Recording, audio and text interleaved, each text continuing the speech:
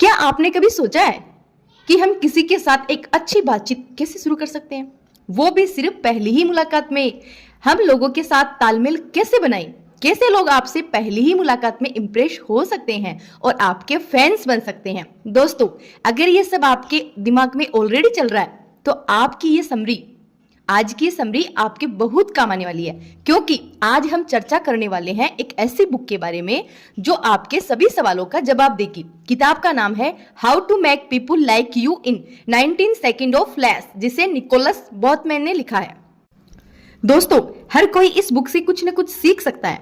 इसमें दिए गए जो भी प्रिंसिपल्स हैं वो बहुत ही सिंपल है। अगर आपने अभी तक हमारे चैनल को सब्सक्राइब नहीं किया है, इससे पहले कि आप वीडियो में खो जाएं, चैनल को सब्सक्राइब कर ले और वीडियो को इमीडिएटली लाइक भी कर दें। हमारा चैनल यूट्यूब के बेस्ट समरी चैनल में से एक है। कभी कभी हमारी वीडियो लंबी हो सकती है क्योंकि हम वीडियो और कंटेंट पर कभी भी कॉम्प्रोमाइज नहीं करते हैं, इसलिए वीडियो को एंड तक देखना जरूरी है। हम किसी से पहली बार मिलने पर कैसे जवाब देते हैं, वो हमारी एनर्जी की क्वालिटी और क्वांटिटी को शोकेस करता है। अब या तो ये लड़ाई वाली बात हो सकती है या फिर उनसे अच्छे संबंध बनाने की लड़ाई हो सकती है। हम किसी से आकर्षित हुए हैं या नहीं, हम ये निर्णय उन्हें देखने के पहले 2 सेकंड में ही ले लेते हैं और हमें ऐसा लगता है कि हम किसी और को जो रिएक्शन देते हैं वो सामने वाले के एटीट्यूड पर आधारित होता है, क्योंकि रवैया आपको हम सब लोग एक ही पल में पहचान लेते हैं। दोस्तों, अब हम सबसे पहले ऐसे 5 स्टेप्स पर चर्चा करेंगे जो हमें किसी भी नए इंसान के मिलने से पहले पता होनी चाहिए, और उसके बाद इन्हीं सब चीजों और अच्छे से समझने के लिए एक अच्छे कम्युनिकेशन स्किल के 3 स्टेप्स को हम डिटेल में समझेंगे, जिससे आप किसी भी इंसान को 90 सेकंड मात्र या उससे कम में भी इंप्रेस कर पाएंगे। जो है भाग 1 मीटिंग, भाग 2 कम्युनिकेशन, भाग 3 बिल्डिंग रिपोर्ट। तो सबसे पहले 5 स्टेप जो हमें किसी नए इंसान से मिलते समय ध्यान रखने हैं। हम लोगों को हमारे बारे में पहली ही मुलाकात में सिर्फ पल भर में फैसले लेने से नहीं रोक सकते। हम सिर्फ इतना ही कर सकते हैं कि हम उन पहले इंप्रेशन को अच्छा बनाने के लिए कुछ बदलाव कर सकते हैं। पहला है एटीट्यूड। सबसे पहले हमें हमारे एटीट्यूड को एडजस्ट करना है। हम यहाँ पॉजिटिव या नेगेटिव एटीट्यूड की बात नहीं कर रहे हैं, हम यहाँ उपयोगी और फालतू एटीट्यूड की बात कर रहे हैं। उपयोगी एटीट्यूड जैसे गर्मजोशी, वार्म, उत्साही, आत्मविश्वास, सहायक, आराम से, रिलैक्सेशन, जिज्ञासु, क्यूरियस, संस्थानपूर्ण, रिसोर्सफुल, मददगार, जुड़े रहना, धैर्य और स्वागत। फालतू एटीट्यूड जैसे पहला नाराज होना, व्यंग्यपूर्ण, अधीर, उबा हुआ, अनुचित, चिंतित, अभ्यस्त, भयभीत, संकोची, मजाक और शर्मिंदा। हमें अपने सभी बेकार एटीट्यूड को उपयोगी एटीट्यूड में बदलना होगा, क्योंकि अगर हमारा रवैया यूजलेस रवैया है तो लोग हम सब पर कभी भी भरोसा नहीं कर पाएंगे। दूसरा है विश्वास, ट्रस्ट। जैसा कि हमने समझा कि अगर हमारा रवैया बेकार है तो लोग हम पर भरोसा बिल्कुल भी नहीं करेंगे। हमें अपने एटीट्यूड को एडजस्ट करना है और फिर उनकी आंखों में देखना है। हमारे कल्चर में आंखों से संपर्क सम्मान को शोकेस करता है, और अगर आई कांटेक्ट नहीं है इसका मतलब है कि ट्रस्ट भी नहीं है। हमारे रिश्ते भरोसे पर टिके हुए हैं, और अगर आपको आई कांटेक्ट बनाने में मुश्किल आती है तो बस इससे आप बात कर रहे हैं। उन लोगों की आंखों के कलर को नोटिस करें। तीसरा है मुस्कान।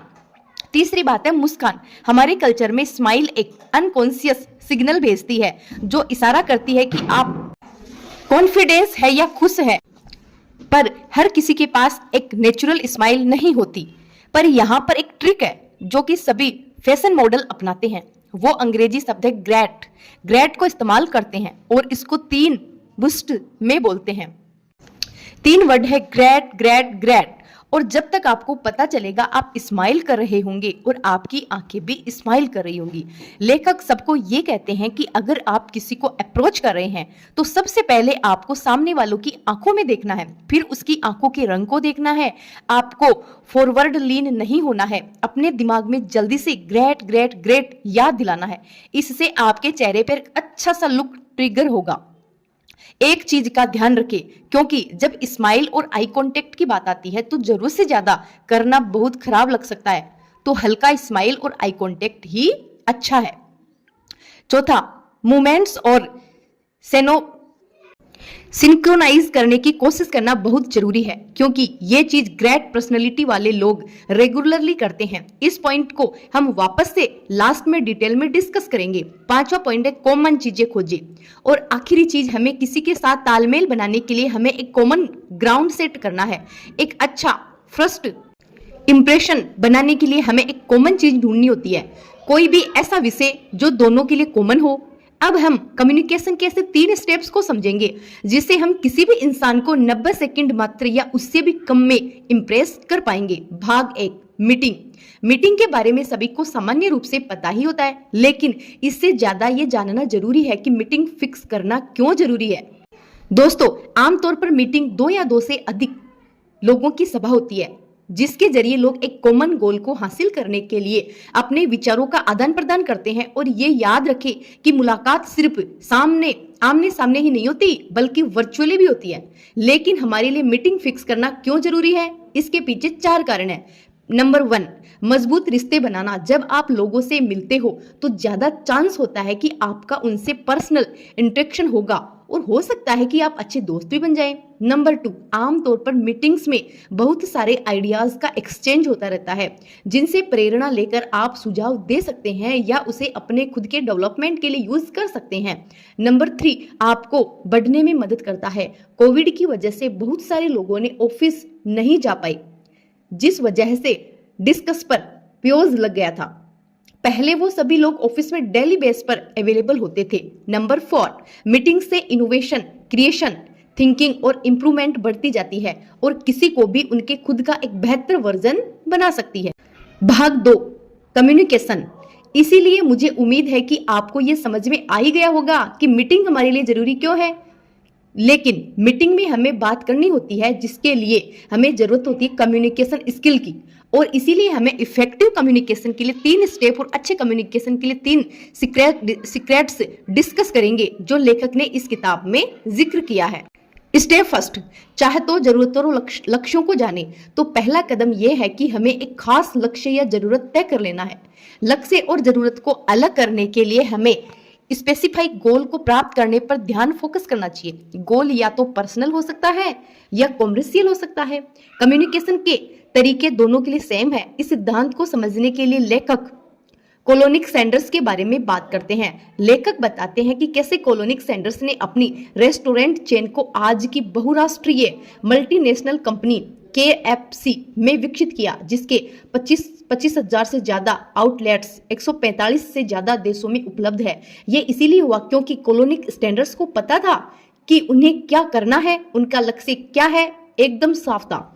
उन्हें पता था कि उनके चिकन का सही स्वाद क्या है और वो चिकन को कैसे पेश करेंगे जिससे उनका चिकन बेस्ट तरीके से मार्केट हो। स्टेप 2, पता करें कि क्या दिया जा रहा है। दूसरे स्टेप में हमें वर्तमान स्थिति का एनालिसिस करके ये समझना है कि जो वर्तमान स्थिति को ध्यान में रखकर जो दिया गया है वो हमारी स्थिति की जरूरत को पूरा कर रहा है या नहीं। ये महत्वपूर्ण है कि हमें ज्यादा से ज्यादा फीडबैक मिले और हम अंतर समझ सके कि क्या डिजायर्ड है और हम क्या डिलीवर कर रहे हैं। KFC को सफलता इसीलिए मिली क्योंकि उन्होंने बारीकी से मॉनिटर किया कि लोगों को क्या दिया जा रहा है। क्वालिटी को बेस्ट करने के लिए उन्होंने क्वालिटी को कंट्रोल किया जो कि उनके कस्टमर को दी जा रही है, और साथ साथ रॉ मटेरियल की क्वालिटी भी जो उनके रेस्टोरेंट्स को सप्लाई की जा रही है, जिसकी वजह से गलतियों की बहुत कम गुंजाइश रह जाती है। स्टेप 3, वांछित परिणाम, डिजायर्ड रिजल्ट प्राप्त करने के लिए इम्प्रूव्ड और बेहतर अभ्यास। स्लो ही सही, लेकिन हमें अपनी कम्युनिकेशन प्रैक्टिस को बदलते रहना है। फीडबैक के आधार पर हमें हमारी प्रैक्टिस को बदलते रहना है जब तक हमें हमारे डिजायर्ड रिजल्ट नहीं मिल जाते। ग्राहकों या कर्मचारियों की प्रैक्टिस से उत्पन्न फीडबैक की वजह से कंटिन्यू या सुधार के कल्चर के कारण छोटे से शहर का KFC एक वैश्विक कॉर्पोरेट दिग्गज में विकसित हो गया है। अब हम आपको इफेक्टिव कम्युनिकेशन के 3 सीक्रेट समझाते हैं। सीक्रेट फर्स्ट, सक्रिय सुनना, एक्टिव लिसनर। जैसा कि फेमस ग्रीक फिलोसोफर इपिक्चर ने कहा कि हमारे पास 2 कान हैं और एक मुंह है, ताकि हम जितना बोले उससे डबल सुन सके। एक्टिव लिसनर क्या होती है? एक्टिव लिसनिंग का मतलब होता है कि ध्यान लगाकर किसी की बात को सुनना। एक्टिव लिसनिंग की वजह से कन्वर्सेशन पार्टनर्स के बीच एक बहुत अच्छा बॉन्ड बन जाता है। एक अच्छा active listener effective body language और क्वेश्चनिंग टेक्निक का इस्तेमाल करता है ताकि वो एक पर्सनल रिपोर्ट बना सके। लिसनर को बहुत धैर्यपूर्वक प्रतीक्षा करनी चाहिए जब दूसरे लोग बात कर रहे हों। उनकी बॉडी लैंग्वेज को देखना चाहिए और ध्यान से सुनना चाहिए कि वो क्या बोल रहे हैं और कैसे बोल रहे हैं। इस प्रैक्टिस की वजह से लिसनर को थोड़ा सा समय मिल जाता है कि वो ये सोच सके कि बोलने वालों ने शब्दों में और टोन्स को बोलते समय इन्हें क्यों इस्तेमाल किया है। सीक्रेट 2, पर्सन ही जवाब है। क्वेश्चन एक बहुत अच्छा टूल है लोगों के साथ कनेक्ट करने के लिए। गुड क्वेश्चन लर्नर्स को जल्दी सीखने में और कन्वर्सेशन पार्टनर्स के साथ बॉन्ड बनाने में मदद करते हैं। हमें 2 टाइप के क्वेश्चंस का प्रयोग करना चाहिए, ओपन एंडेड और क्लोज एंडेड। ओपन एंडेड ऐसे क्वेश्चन प्रश्न होते हैं जिसका जवाब केवल हाँ या नहीं में दिया जा सकता है, और ओपन एंड क्वेश्चन को कई बार प्रमुख क्वेश्चन भी कहा जाता है क्योंकि वो विचार व्यक्त करते हैं। क्लोज एंडेड क्वेश्चन ऐसे क्वेश्चन होते हैं जिनका उत्तर केवल हाँ या नहीं में दिया जा सकता है बिना किसी और स्पष्टीकरण एक्सप्लेनेशन के। क्लोज एंडेड पर्सन पार्टनर्स को बातचीत पर फोकस करने में मदद करते ओपन एंडेड पर्सन ऐसे पर्सन होते हैं जिनका जवाब हाँ या नहीं में नहीं दिया जा सकता है। ओपन एंडेड पर्सन और क्लोज एंडेड क्वेश्चन एक संतुलित मिश्रण कन्वर्सेशन पार्टनर्स को कन्वर्सेशन के बीच में थोड़ा सा ब्रीथिंग टाइम दे देते हैं। सीक्रेट 3, संवेदी चैनल, सेंसनरी चैनल्स। आमने सामने की स्थितियों में ये बहुत महत्वपूर्ण होता है कि हम कन्वर्सेशन पार्टनर्स के साथ उनके ऑप्टिमल कम्युनिकेशन चैनल से कम्युनिकेट करें। लेखक का नेरो लिंग्विस्टिक प्रोग्राम कॉन्सेप्ट लोगों को 3 में से किसी एक सीखने की शैली या सेंसनरी चैनल में बताने पर आधारित है। पहला है देखना, विजुअल। दूसरा है गति आधारित। तीसरा है सुनना, ऑडिटोरी।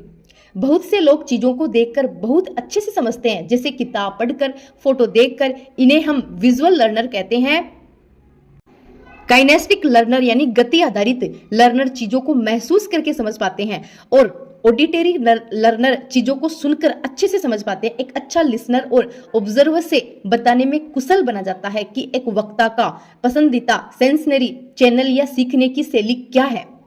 भाग 3, तालमेल बनाना। अब हम हमारे समरी के सबसे महत्वपूर्ण भाग पर, जहां हम जानेंगे कि तालमेल कैसे बनाएं, तालमेल क्या होता है, तालमेल का सीधा मतलब क्या होता है। शायद आपके माइंड में ये क्वेश्चन चल रहे हैं कि एक ऐसा दोस्ताना रिश्ता जिसमें 2 लोग एक दूसरे को अच्छे से समझते हैं। तालमेल बनाने के लिए 4 पॉइंट्स ध्यान रखने होते हैं। पहला पॉइंट, बातचीत शुरू करते समय अपने शरीर को खोलना अधिक महत्वपूर्ण होता है। कल्पना करें कि आप किसी को दूर से देख रहे हैं। एक अजनबी जिससे आप पहले कभी नहीं मिले, वो आपके साथ खड़ा है और उसके आर्म्स क्लोज्ड है। क्या आपको लगता है कि वो इंसान अप्रोचेबल है? शायद नहीं ना। अपनी बॉडी को क्लोज कर लेना एक फ्रस्ट्रेटेड, नर्वस, एंजाइटी और कॉशस इंप्रेशन देता है। इस बॉडी लैंग्वेज को बहुत ही नेगेटिव माना जाता है। किस बॉडी लैंग्वेज को? क्लोज बॉडी को। इसके बदले जब आप लोगों से बात करें, अपनी बॉडी को ओपन रखें, अपने कंधों को खोल कर रखें। आप अपने खुले बॉडी से इशारा करके आप किसी को बताते हैं कि आप तैयार हैं और उनसे मिलने के लिए उत्साहित हो। पॉइंट 2, लोग समान लोगों को पसंद करते हैं। आप अपने मूवमेंट्स को सामने वाले से बात करते समय अपने मूवमेंट से सिंक्रोनाइज करने की कोशिश करें। इससे सामने वाले को तुरंत हमारे आसपास कंफर्टेबल लगने लगता है। क्या आपने कभी भी एक ओवर इंथुजियास्टिक सेल्स पर्सन को फेस किया है जो खुद को लाउडली इंट्रोड्यूस करते हैं और आप वहां से जाना चाहते हैं? इसका कारण यह है कि उस सेल्स पर्सन की मूवमेंट आपके मूवमेंट से बहुत अलग है। इंसानों का स्वभाव है कि वो अपने आसपास की हर चीजों को कॉपी करते हैं। जब कोई आपको देखकर हंसता है, आप भी वापस हंसते हैं। इसीलिए हम उन लोगों के आसपास कंफर्टेबल फील करते हैं जो हमारे जैसे होते हैं। जो आप जब भी किसी से मिले तो कोशिश करें कि आप उनकी आवाज की टोन की मूवमेंट और ब्रीथिंग को कॉपी करें।